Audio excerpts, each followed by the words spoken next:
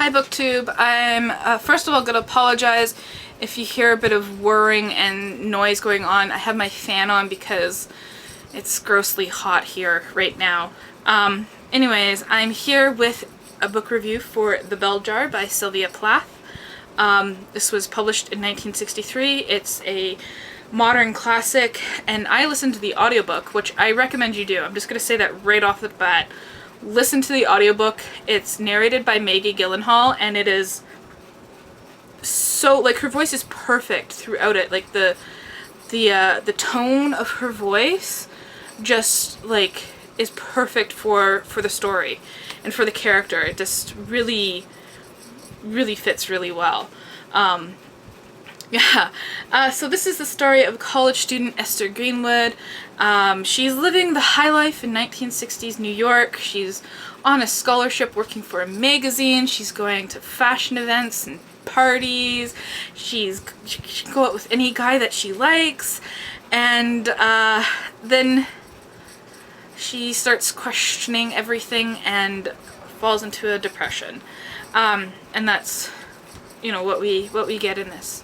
The character of Esther Greenwood, for me, in the first part of the book, was very frustrating.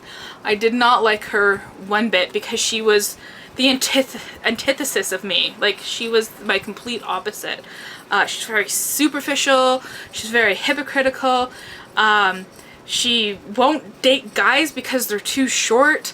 And I was just like, I want to strangle you, because she's being very critical of other people for being like that, but she was exactly like that. And I really regret saying this, and I'm only going to say it because I was looking at her as a fictional character in a fictional book, that I couldn't wait for when she became depressed and had her breakdown. I would never wish depression on a real person. It is a horrible thing to go through. But in the case of this book, I really wanted to get to the crux of the story a lot faster. I think we spent a bit too much time with her in that world that I really didn't quite enjoy, and was just tempted to fast forward through it. The writing is amazing. It's very simple, and it feels very sincere, which is part of the reason why I didn't like her at the beginning, because it felt like she believed all this stuff that was going through, like, her mind about, you know, wearing fancy clothes and all this kind of stuff that just... I'm gonna shut up there. But once we got to the reason you're gonna read this story, it really worked really well. The book is very flat. There's a very detached style, which mimics depression. I think a lot of people go into this expecting something overtly dramatic and emotional scenes and her crying all the time, and instead what they come is this emptiness that pervades through the story, and that's what depression is. It's not, you know, always triggered by something. It's not just crying all the time. It's sometimes even the absence of all emotions, and that's really what happens in the book. It's a really kind of quiet story in that there is obvious a plot. We have a beginning and a middle, and not necessarily an end. I think it's more of an open-ended story at the end. But it does follow a linear progression. But nothing really blew me away. It was more very kind of subtle and thought-provoking, as opposed to interesting. I don't know if that's, you know, captivating, really. But I really appreciated the story and the experience of reading it. Another thing she was able really well to do was to capture the stigma at the time of having mental illness. Her mother at one point says to her, let's just pretend this was all a bad dream and not tell anybody that, you know, this happened to you. We're not going to talk about it. And a boy says, who's going to marry you after all of that? All of this? And it's just kind of like... I wanted to reach through and strangle his characters and be like, you don't understand. You don't understand. I saw a lot of people who were very upset that there weren't a lot of emotional scenes in this, as I said before. But that's what depression is. It's kind of like emptiness, carelessness, emotionless state. And I like the imagery of the bell jar, that it creates this vacuum that sucks meaning and life and emotions out of you. And you think, like, what's the point of living if you can't feel sad, or you can't feel pain, or you can't feel happy?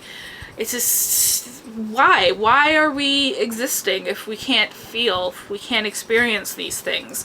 Yeah, and I saw people, another thing that really irked me, is that I guess there's a theme within mental health literature.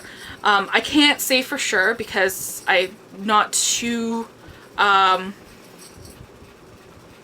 don't have that much experience reading this mental health literature, where that's the primary aspect of the story, is that there's no hope, there's no insight that she comes to, there's no light at the end of the tunnel.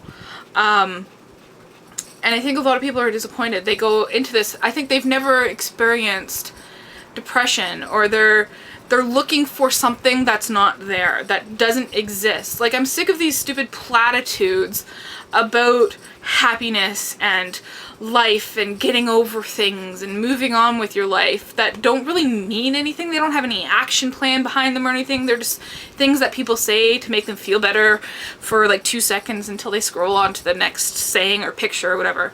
So that's not what this book is. There's no hope. There's no insight. It's a sincere depiction of depression. And there's no point. Sylvia Plath does not lie to us. She does not say that they lived happily ever after, that Esther Greenwood goes off and pursues her true love and gets the best job ever and has a bunch of kids, and we all know what happened to Sylvia Plath, and I really appreciate that. So overall, I'd have to say, read this book, but go in knowing that it's a true depiction and that there's not going to be that insight and that hope. It's still worth reading it. Let me know what you think of The Bell Jar, and thank you for watching.